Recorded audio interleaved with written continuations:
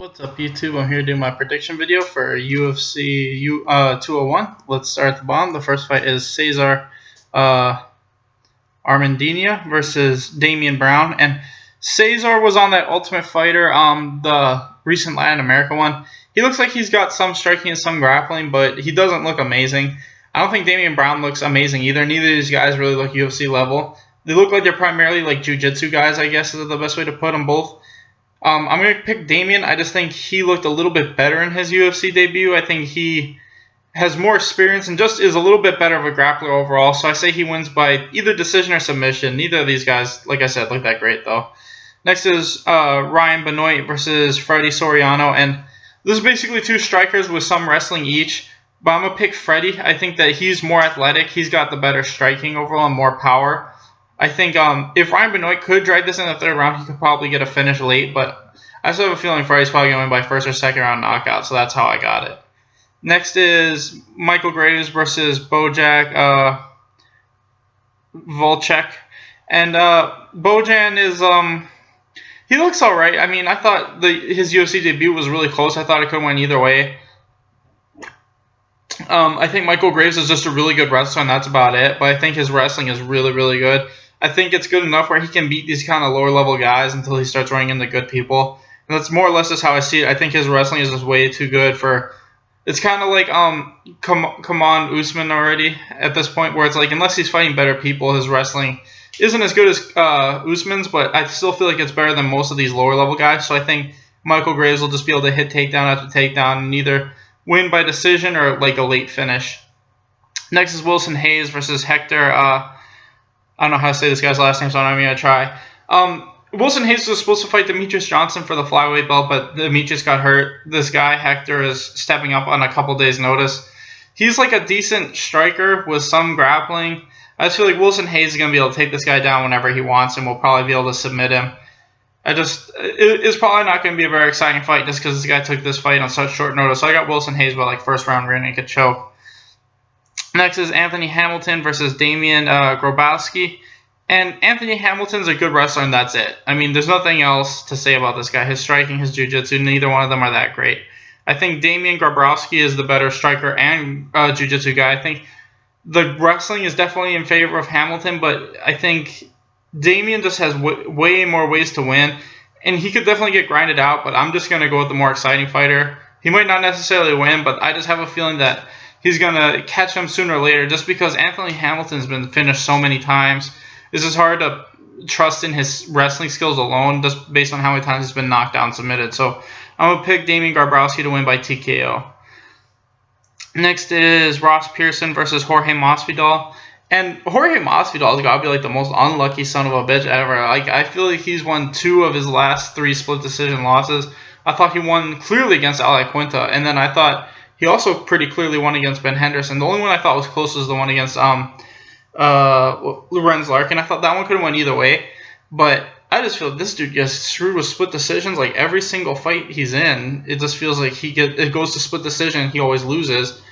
I feel like he's the better striker, better grappler overall in this fight.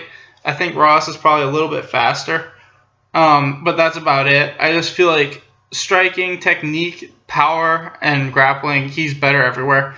So I'm going to pick Masvidal. I say he wins by knockout, maybe in the third. But as long as it doesn't go to decision, I don't feel like... I just feel so bad for this dude. But I feel like he's better, and he should win by knockout.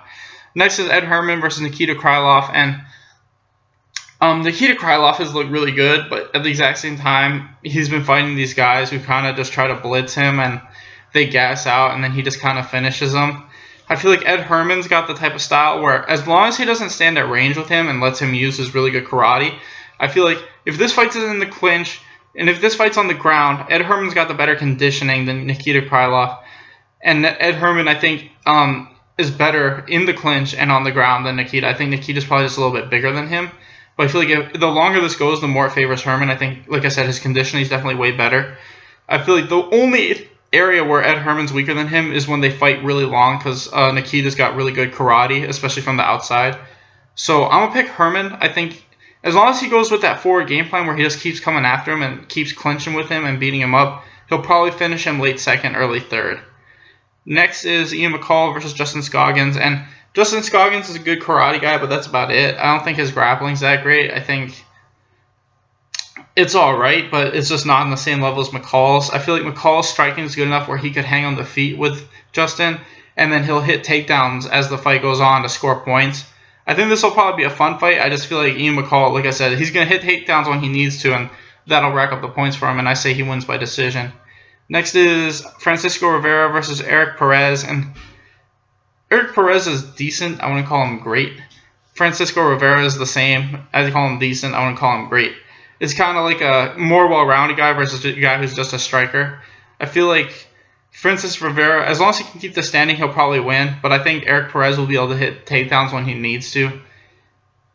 I think this fight is really probably the closest fight on the whole card. I'm going to pick Perez by just a tiny bit. I could see Francisco winning by knockout or decision, but I'm going to go with Perez. I just think his jiu-jitsu is good enough where if he could get it to the ground, he'll probably keep it there and maybe win by submission. But overall, I'm going to say split decision for Perez. I just feel like this fight's going to be super close. Next is Matt Brown versus Jake Allenberger. And if this fight would have happened like 3 years ago, it would have been entertaining. But it's pretty clear that they're just trying to give Matt Brown a win at this point. Jake Allenberger, I mean, I don't know how this dude's still in the UFC. He's gone 1-5 in his last 6, and his one win was over Josh Koscheck, and that fight wasn't that great. I just feel like Matt Brown's clearly closer to, I wouldn't necessarily say his prime, but he's clearly better at this point in his career than Jake Allenberger is. So I'm going to say Matt Brown wins by first-round knockout. I don't know how, but I just feel like probably TKO in the clinch with like knees and elbows. He's, like I said, he's clearly better at this point than Jake is. Jake's done. Next is Rose Namajunas versus Carolina, crazy last name, Polish chick. Rose, I think this fight is just kind of like they're giving her this undefeated chick to make it seem like it's a good fight, but I feel like Rose is going to be able to take this chick down and just beat her out the whole fight.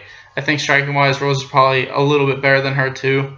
I think they clearly want Rose to fight for the title next, and that's what's going to happen. I think Rose is going to win by a decision, maybe a late finish with like a rear naked choke or something, but I just feel like that's all this fight is. It's just them feeding Rose a fight so she can get the next title shot. So, like I said, Rose by decision or submission. And finally, we got Robbie Lawler versus Tyron Woodley. And here's the thing. I think Robbie Lawler is a better striker. I think Robbie Lawler has better conditioning. I think in terms of his takedown defense and his ability to get up, that's about even with Tyron Woodley's takedown offense. I think the one and only thing that concerns me about this fight is like the first 2 rounds. I think Tyron Woodley's got that type of power where if he catches you in like the first round, he can beat anybody. He's literally like the Anthony Johnson of the welterweight division. That's my one and only fear of this fight. If he didn't have as much knockout power as he did, I don't think this fight would be even close at all. I feel like if he was smart, he would honestly just try to blitz Robbie Lawler. And I think the first 2 rounds are going to be where this fight is really determined, because I feel like the further this goes, the more likely Robbie Lawler is just going to knock him out. Like I said, that's my one fear. I don't want Robbie to lose to this guy because I feel like Tyron Woodley's like the most, he's top 5, but he's like, of all the guys in the top 5, he's the guys I at least want to be the champion. I'm going to pick Robbie Lawler mainly because I want him to win, and I do think he's better in all honesty. My fear is like in my head, I just see this fight being this crazy brawl in the first 2 rounds where either guy can knock the other one out. But I'm going to say Tyron Woodley freezes because that's his biggest problem is he'll freeze a lot, and I think that's what he does. I think he'll try to shoot for a lot of takedowns. He won't try to strike with him. He'll start to get tired, and then once he does, Robbie Lawler is just going to pick him apart and knock him out. So I'm going to pick Robbie Lawler to win by 4th round KO. Anyway, thanks for watching, guys. Please like and subscribe.